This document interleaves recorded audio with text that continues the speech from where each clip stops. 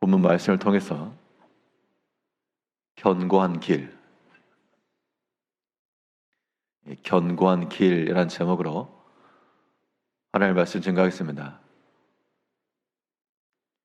이 살얼음을 걷는다는 말이 있습니다. 얼음이 얼긴 얼었는데 살짝 얼어가지고 이 발걸음을 내디딜 때 얼음이 갈라지는 소리가 들리든지 그런 위험한 요소가 보이게 되면 계속해서 그 위를 걸어갈 수가 없습니다. 그런데 한겨울에 얼음이 굳게 얼면 그 위에서 놀 수도 있고 또 지나갈 수도 있고 길이 될 수 있습니다. 우리 인생의 길 가운데 우리가 살얼음판을 걷는 듯한 그런 위험한 길 말고 깨지지 않고 부서지지 않을 그러한 안전하고 견고한 길을 나아갈 때 우리 마음의 평안과 심령의 안위함을 얻는 겁니다. 견고한 길을 간다는 것, 어떠한 마음과 어떠한 자세를 가지고 나갈 때 우리가 깨지지 않는, 또한 빠지지 않는 그런 바른 길을 갈 것인가? 오늘 본 말씀을 통해서 보게 되면 먼저 우리 믿음의 길에 있어서 안전한 길이 되려면 우리의 행하는 모든 신앙적 행위들이 억지로가 아닌 자원함과 즐거운 마음으로 우리가 행하셔야 됩니다. 억지로 하는 것이면 그것은 얼음판 위를 걷긴 걷지만 얼마 못 가서 멈추고 말 것이기 때문에 우리가 주 앞에서 행하는 모든 일들은 우리의 스스로의 선택과 또한 결정과 의지적 판단이 동반되어서 누가 억지로 시켜서가 아니라 참으로 우리 마음의 즐거움을 가지고 자원하는 마음으로 하는 것이 되어야 할 것을 보여주고 있습니다. 특히 오늘 본문은 그동안 이 다윗이 시편을 통해서 하는 말이 내가 큰 환난 가운데 있었고 고난 중에 있었고 주께서 이 모든 어려움 중에 내가 다 토설하고 회개하고 돌이키니까 나를 피하게 하시고 보호해 주시고 안전케 하셨다라고 하는 그 신앙 고백을 하고 있으면서 자기의 신앙적 경험을 이제 다른 사람들에게 훈계와 하나의 이 가르침조로 이야기를 하고 있습니다.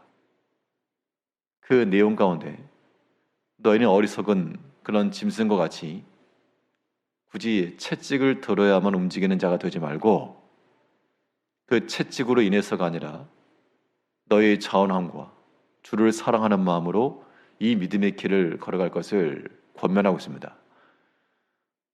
8절에서 내가 내 갈 길을 가르쳐 보이고 너를 주목하여 훈계하리로다. 너는 무지한 말이나 노새같이 되지 말지어다. 그것들은 제갈과 굴레로 단속하지 아니하면 너에게 가까이 가지 아니하리로다. 이 말은 다윗 자신의 경험에서 나온 겁니다.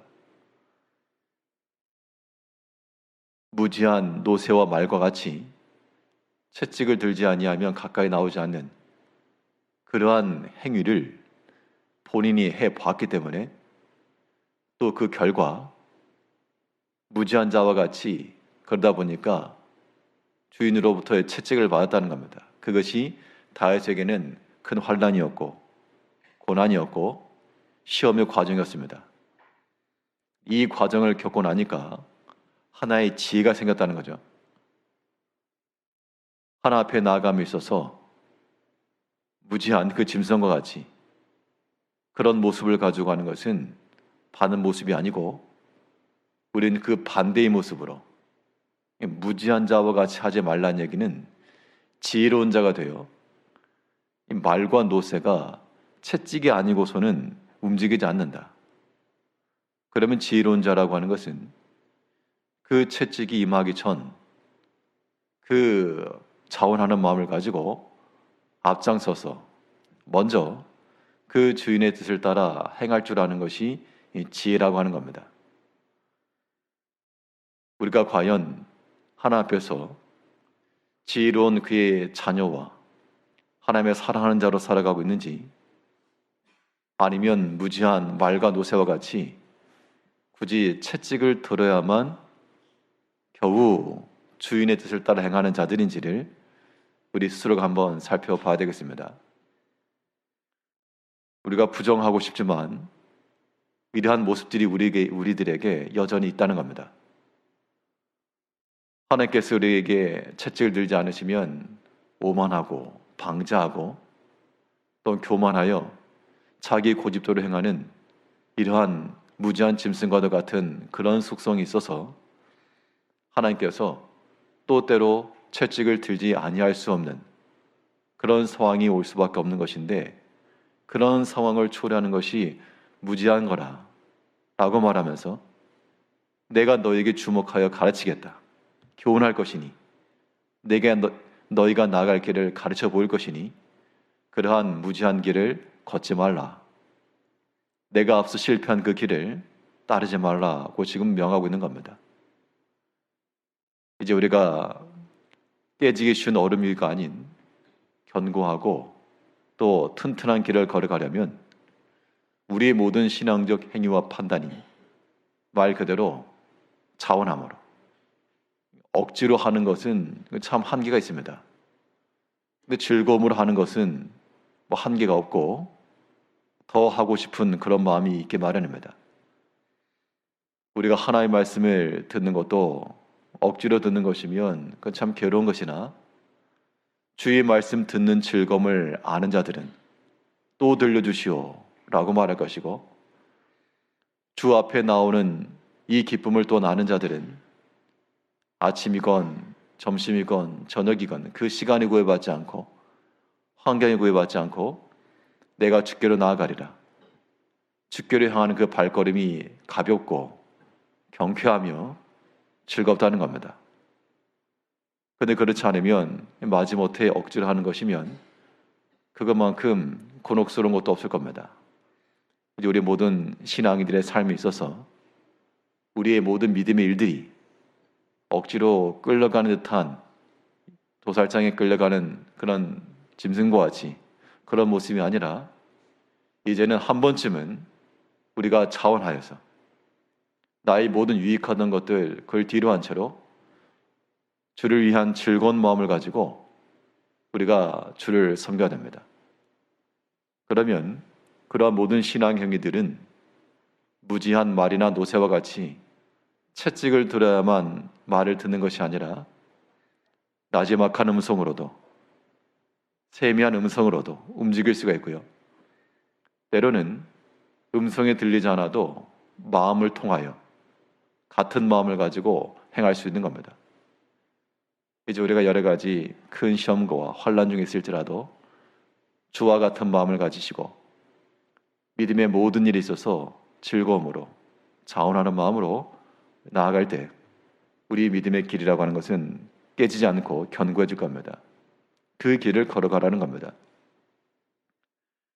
뿐만 아니라 우리의 걷는 믿음의 길이 또 굳건한 길이 되기 위해서는 우리의 마음이 언제나 주를 위한 마음으로 행하셔야 됩니다.